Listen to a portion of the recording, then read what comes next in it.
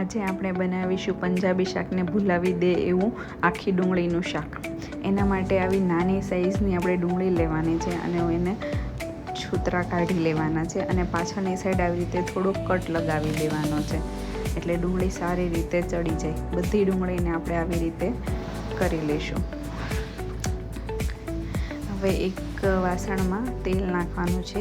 તેલ થોડુંક વધારે જોશે કારણ કે આપણે એમાં ડુંગળી ચોળવવાની છે, એટલે તેલ થોડું ગરમ થઈ જાય એટલે એમાં આપણે આખી ડુંગળી નાખી દઈશું અને એને સાંતળી લઈશું.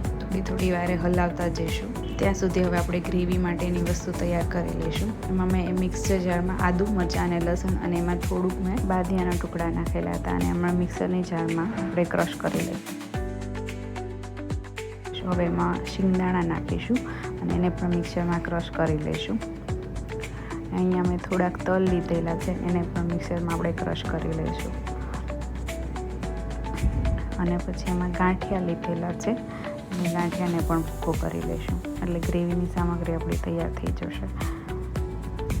હવે મેં ટામેટાં લીધા છે. ટામેટાને પણ આવી રીતે ગ્રેવી કરી લેવાના છે, બધા ટામેટાને.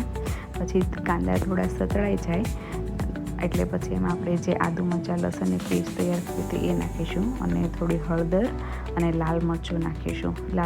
તેલ હોય ત્યારે આપણે લાલ મરચું નાખીએ તો કલર ખૂબ સારો આવે છે. પછી એની અંદર આપણે ટામેટાની પ્યુરી નાખીશું અને થોડીક વાર આપણે એને ચડવા દઈશું.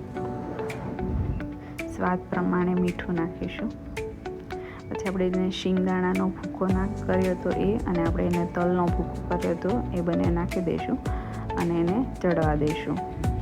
થોડી વાર ચડી જાય પછી આપણે એનો ગાંઠિયાનો ભૂકો નાખી દઈશું એમાં અને સારી રીતે મિક્સ કરી દેવાનું છે. અને થોડું જરૂર પડે એટલું આપણે પાણી નાખીશું. થોડુંક મેં કાશ્મીરી લાલ મરચું પણ નાખ્યું છે. ધાણા જીરું પાવડર નાખીશું અને મિક્સ કરીને સારી રીતે ચડવા દઈશું. પછી એમાં છેલ્લે ગોળ નાખીશું સ્વાદ પ્રમાણે. તમે જોઈ શકો છો કે આપણે તેલ ઉપર આવી ગયું છે એટલે આપણું શાક તૈયાર થઈ ગયું છે. છેલ્લે એમાં આપણે ધાણા નાખીશું અને મિક્સ કરી લઈશું. હવે એને આપણે સર્વ કરીશું. તમે જોઈ શકો છો શાક આપણું એકદમ મસ્ત બનીને તૈયાર થઈ છે. મેં ઉપર થોડા કાજુના ટુકડા નાખીને એને રોટલા સાથે અને પાપડ સાથે સર્વ કરેલું છે. તમે એકવાર આ શાક જરૂરથી ટ્રાય કરજો. પંજાબી શાકને પણ ભૂલાવી દે એવું મસ્ત બને છે. જો તમને આ રેસીપી ગમી હોય તો લાઈક કરજો અને શેર કરજો.